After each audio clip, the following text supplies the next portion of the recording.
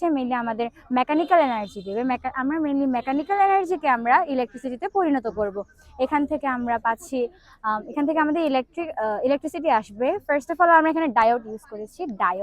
ডায়োডের পরে হচ্ছে এটা ক্যাপাসিটরে যাবে। ডায়োড হচ্ছে এটা ফ্লো করে দিবে, ওয়ান ওয়ে ফ্লো করবে। দেন হচ্ছে আমাদের ক্যাপাসিটর কিছুক্ষণের জন্য রেখে স্টোরেজ করে এটা আবার পাঠিয়ে দিবে। এখান থেকে আমাদের হচ্ছে এটা মেইনলি আমাদের সার্কিট। এখানে হচ্ছে দুটো তার আছে, একটা হচ্ছে এসি করবে আর একটা হচ্ছে ডিসি করবে। এসিটা হচ্ছে এখানে গিয়ে কনভার্ট করবে, ইনভার্টার থাকবে আমাদের। এখানে পার্টিসিপেট করতে পেরে এবং আমাদের প্রজেক্টটি উপস্থাপন করতে পেরে আশা করি সামনের বাংলাদেশে এটা বড় পরিসরে ব্যবহার হবে।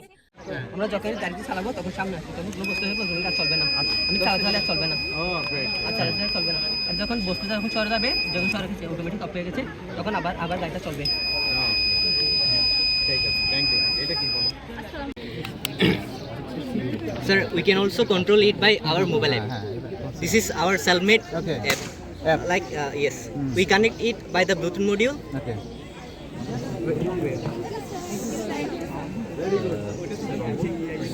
Yes. Okay. It is of the Sir, you can see there.